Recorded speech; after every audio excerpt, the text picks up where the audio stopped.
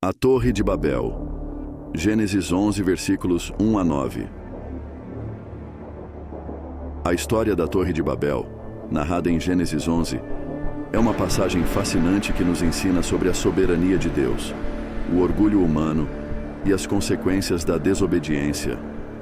Em um período logo após o dilúvio, toda a humanidade falava uma só língua e vivia unida. No entanto, ao invés de usarem essa unidade para glorificar a Deus, os homens decidiram construir uma cidade e uma torre que chegassem até o céu, com o objetivo de fazerem um nome para si mesmos. Esta decisão trouxe sérias repercussões que marcaram a humanidade de forma profunda e permanente.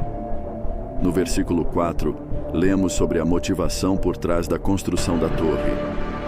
E disseram: Vinde, edifiquemos para nós uma cidade e uma torre cujo topo chegue aos céus, e façamo-nos um nome para que não sejamos espalhados sobre a face de toda a terra. Este versículo é fundamental para compreendermos o pecado por trás desta ação. A busca por fazer um nome revela um desejo de autoexaltação e independência de Deus. Em vez de reconhecerem sua dependência do Criador, os homens daquela época decidiram se erguer por suas próprias forças, desafiando implicitamente a ordem divina. O orgulho, muitas vezes, é a raiz de grandes problemas na vida espiritual do ser humano.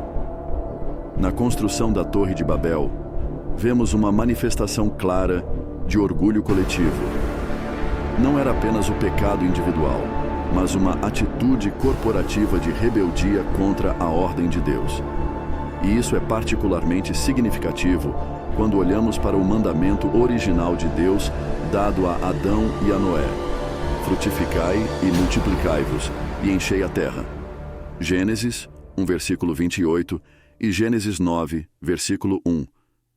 Deus desejava que a humanidade se espalhasse e povoasse toda a terra, mas o povo de Babel decidiu desobedecer, buscando centralizar seu poder e controle em um único local. A construção da cidade e da torre representava uma tentativa de se opor ao plano de Deus para a criação. Essa ação reflete um tema recorrente ao longo da Bíblia: o desejo do homem de viver de maneira independente de Deus, buscando seus próprios caminhos ao invés de seguir as direções divinas. Desde o Jardim do Éden, onde Adão e Eva desobedeceram a Deus ao comer do fruto proibido, até a construção da Torre de Babel, vemos a tendência humana de resistir à vontade de Deus e buscar sua própria glória.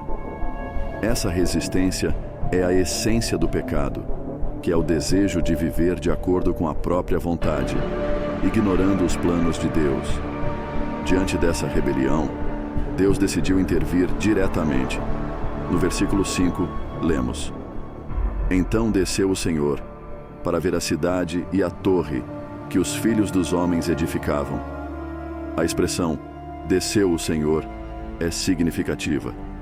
Não é que Deus não soubesse o que estava acontecendo, mas essa linguagem sublinha o contraste entre a grandeza de Deus e a pequenez dos esforços humanos.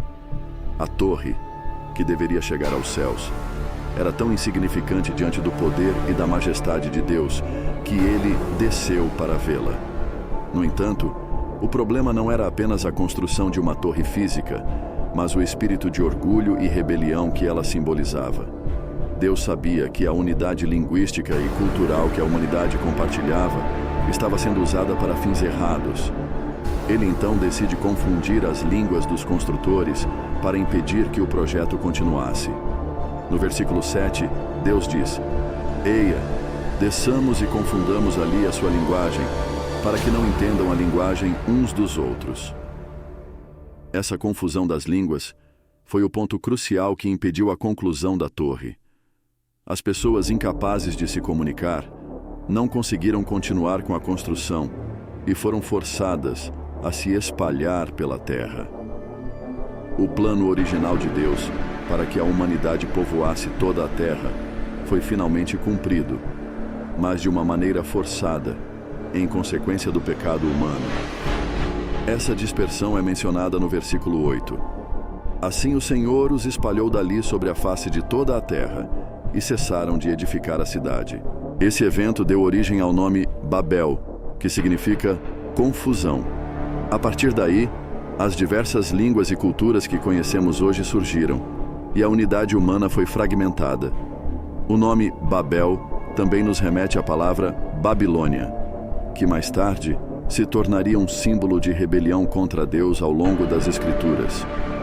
A cidade de Babilônia, que floresceu como um grande império, é retratada nos livros proféticos e no Apocalipse como uma representação do orgulho humano e da oposição ao reino de Deus. Ao refletirmos sobre a história da Torre de Babel, algumas lições fundamentais podem ser extraídas para nossas vidas. Em primeiro lugar, vemos o perigo do orgulho, o desejo de fazer um nome para si mesmo, ao invés de glorificar a Deus, levou os homens à ruína. Esse orgulho, que busca a exaltação própria, é um pecado que continua a afetar a humanidade até hoje. Quando buscamos nos exaltar, colocando nossos desejos e ambições acima da vontade de Deus, caímos na mesma armadilha dos construtores de Babel. Além disso, essa passagem nos ensina sobre a importância de seguir os planos de Deus, ao invés de tentar criar nossos próprios caminhos. Deus tinha um propósito claro para a humanidade, que eles enchessem a terra. Mas a decisão de se concentrar em um único lugar e construir uma torre em rebeldia a essa ordem foi um ato de desobediência. Na vida cristã, é essencial que nos submetamos à vontade de Deus, reconhecendo que seus caminhos são sempre melhores do que os nossos. Outro ponto importante a ser destacado é a questão da unidade. A unidade entre as pessoas em Babel não era, em si, um problema. Na verdade, a unidade é algo desejável quando ela está centrada em Deus e em seus propósitos. O problema em Babel foi que essa unidade era usada para fins errados, para se opor a Deus. Como cristãos, somos chamados à unidade, mas uma unidade que glorifique a Deus e que esteja em conformidade com sua vontade. O apóstolo Paulo, em suas cartas, enfatiza repetidamente a importância da unidade no corpo de Cristo, mas sempre destacando que essa unidade deve ser orientada pelo amor e pela obediência ao Senhor.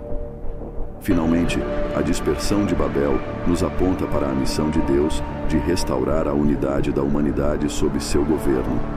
No dia de Pentecostes, descrito em Atos 2, vemos um evento que é muitas vezes considerado uma reversão da confusão de Babel. Quando o Espírito Santo desceu sobre os discípulos, eles começaram a falar em diversas línguas, mas ao contrário de Babel, essa multiplicidade de línguas trouxe unidade em Cristo. Pessoas de várias nações e culturas ouviram a mensagem do Evangelho em sua própria língua, e a igreja começou a se espalhar pelo mundo, cumprindo o chamado de levar a mensagem de Cristo a todas as nações. A história da Torre de Babel, portanto, nos lembra do orgulho humano e suas consequências, mas também nos aponta para a redenção que encontramos em Cristo, que une todas as nações e línguas sob seu senhorio. Embora a humanidade tenha sido dispersa e dividida pelo pecado, em Cristo encontramos verdadeira unidade. E um dia, no novo céu e na nova terra, pessoas de todas as tribos, línguas e nações estarão reunidas para adorar ao Senhor. Que possamos refletir sobre essa história com humildade, reconhecendo a nossa necessidade de Deus e buscando sempre glorificá-lo em todas as nossas ações. Que possamos resistir ao orgulho e à autossuficiência e confiar completamente em Deus, seguindo seus planos para nossas vidas. Que Ele nos ajude a viver em unidade, não para nossa própria glória, mas para a glória do seu nome. Se você foi tocado por esta mensagem, eu o convido a se inscrever no canal para continuar recebendo mais estudos bíblicos e reflexões sobre a Palavra de Deus. Que possamos crescer juntos na fé e na compreensão dos propósitos de Deus para nossas vidas. Que o Senhor o abençoe abundantemente e que sua graça esteja sempre sobre você. Toda honra e glória ao nosso Deus, agora e para sempre. Amém.